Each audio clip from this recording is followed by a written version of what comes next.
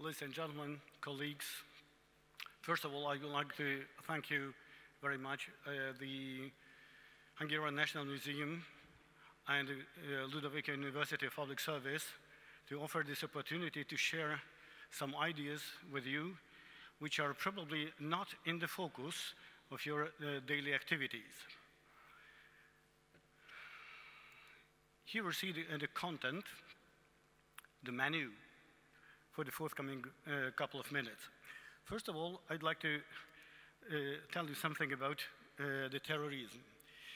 The terrorism, as we usually say, has some major features, like the aim of the terrorism is to seize the political power, to seize the economic potential, the financial resources, and to introduce the culture and ideological doctrine, and also to keep the power.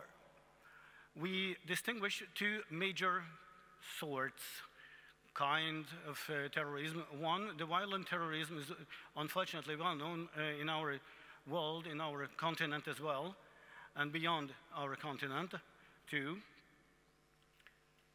The second kind of terrorism, what we call the smiling terrorism or penetrating smoothly terrorism, is strategically also very dangerous. The sources of financing the violent terrorism are well known.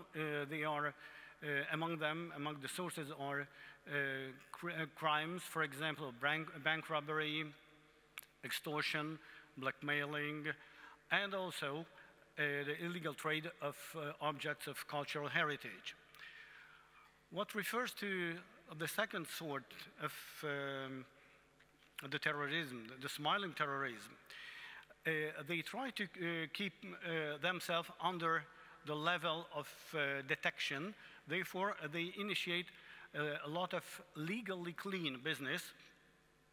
They open some grocery shops, they open some culture clubs, some schools, etc. And also, they open some antiquity shops. Let's see which are the conditions and circumstances triggering the illegal trade of objects of cultural heritage. During the expose of my colleagues today and even yesterday, many of them touched this point, referring to the conflict zones and the cases when the wars and conflict zones are very close to ancient cultural centers. The second point you see are the wake states, the political and economic instability, crisis, critical situations, catastrophic incidents, etc. If we generalize the circumstances, we can say that we are eyewitnesses of the crisis of values, including the human life. Nevertheless, there is another very strange phenomenon. The concentration of material wealth, financial potential in certain hands can lead to boosting up the illegal trade of artworks, even from illegal sources. And last but not least, we have to mention, I would say, the lubricant for all these criminal activities, the corruption.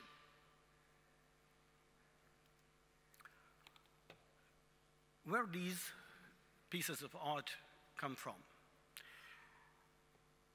Mostly, we can find a couple of sources only.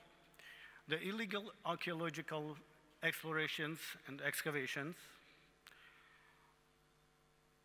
the gray zone, as Mr. Buzynkai referred to some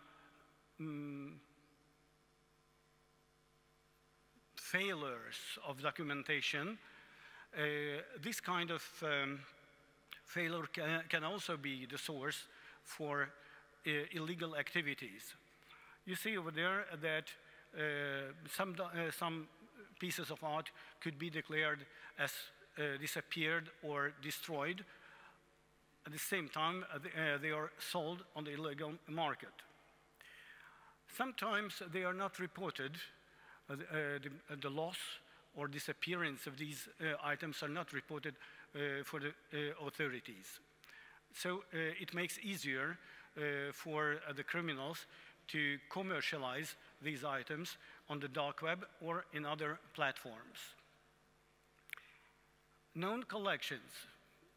Mr. Buzinkay also referred to the British Museum and to other places where the losses and the tendencies, the long-lasting crimes affected the collection.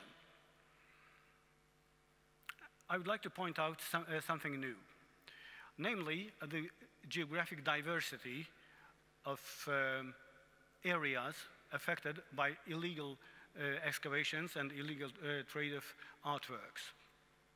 Traditionally, these areas were in the Middle East, in the north of Africa, etc.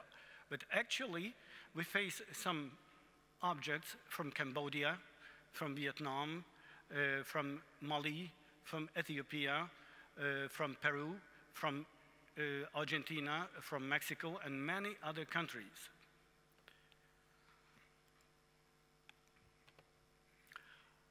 Who are the key actors? In order to prevent these criminal acts, we have to detect and we have to dismantle the key actors. First of all, I'd like to point out the illegal treasure brokers. They usually have strong connections with the illegal market. You see over there on the picture that 96% of the transactions involving pieces of art are carried out illegally, and only 4% are carried out under legal conditions. The national and international organized crime syndicates play a growing role in the illicit trade of pieces of art. Why? Because this business is highly rentable. The revenue is more secure and has less risk than to deal with narcotics. Once we see the participation of organized crime syndicates, the international and national terrorist organizations are not far from them. Between the organized crime, international and national organized crime, and the international and internal national terrorist groups, there is a tendency to converge the activities. They don't merge. They just carry out complementary operations. Mostly, the organized crime syndicates guarantee some services for the terrorist groups. I don't want to abuse your time. If we start discussing this topic, probably we could remain here until Monday. So I don't want to stop at this point. So the next key actor can be the collector, who is interested in obtaining some pieces of art and doesn't stop when sees that it could be obtained only from illegal sources. This collector undertakes the risk to enter in connection with the criminals in order to obtain the desired piece of art. And we also have to mention the professional illegal explorers, mostly hired by groups, criminal groups, or even private collectors. The market opportunities. it's not less important in this business to have the market opportunities. Blackmailing. Sometimes it could be something strange. Blackmailing. How? If it means that some criminals might demand some ransom for preserving a threatened piece of art, or for returning these artistic values. The illegal auctions. You know better than me how dangerous is the phenomenon of the illegal auctions, where a lot of different objects of art are commercialized. You remember the chart, the picture, that 96% against 4%. And the tourism. I think in the second section today, or in the first section, some of the colleagues pointed out the dangers, the threat, what the tourism means. The tourists can be targets and also victims of criminal acts involving pieces of art, illegal trade of pieces of art.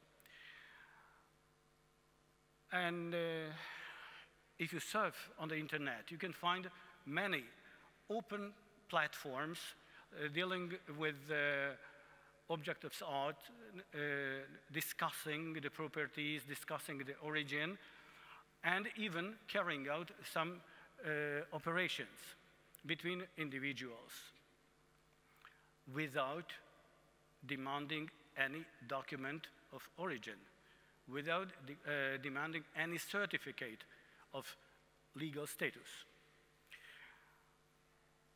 If we criticize these open platforms, we have to condemn the virtual antiquity shops, selling and buying pieces of art, items, objects of national or international cultural heritage without any documentation. I just want to notice something. If you open the homepage of KataWiki, you can find many objects from Southeast Asia and from Latin America. According to some statistics, between 2010 and 2020, only in the United States, 6,500 pieces of art were commercialized illegally from Latin America.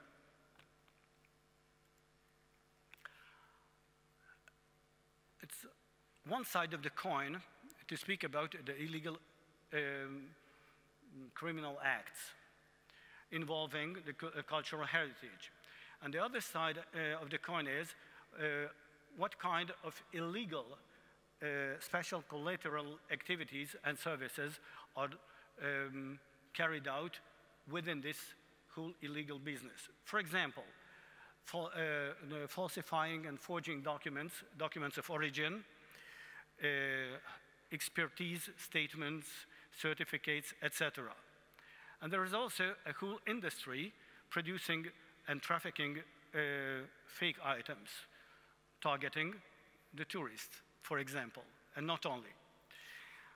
The money laundering. Money laundering is one of the sources, well-known sources of financing terrorism. Therefore, these illegal transactions represent a very, very dangerous form of crimes, and there's a clear example. Sometimes in the illegal financial market, some credit operations are carried out when the counter value of the credit are pieces of art, of high artistic and historic value. And also, I have to mention the financial operations in cryptocurrencies as a very widely spread form of financing terrorism. ceterum censeo. I think the further strengthening of the operative cooperation with the law enforcement agencies is a must. Without this strengthening, without a close cooperation, we cannot prevent the further development and the criminal activities involving the illegal trade of pieces of art. I think it's time to set up a global digital 3D or even holographic catalog of all known items of cultural property, accessible for everyone, for the museums, for the experts, for the law enforcement agencies, or even for civilians as well. What refers to the special activities of the law enforcement agencies, the special services, I think we should strengthen the monitoring of the flux of information on items of cultural heritage through open platforms. Ladies and gentlemen, before I thank you your attention, I would like to specially thank the organizers of this event for the brilliant organization. Thank you very much, Luisa, and thank you very much, Annette, as well. And I will also thank you very much the staff, the technical staff, and especially our colleagues, the interpreters. Ladies and gentlemen, thank you very much.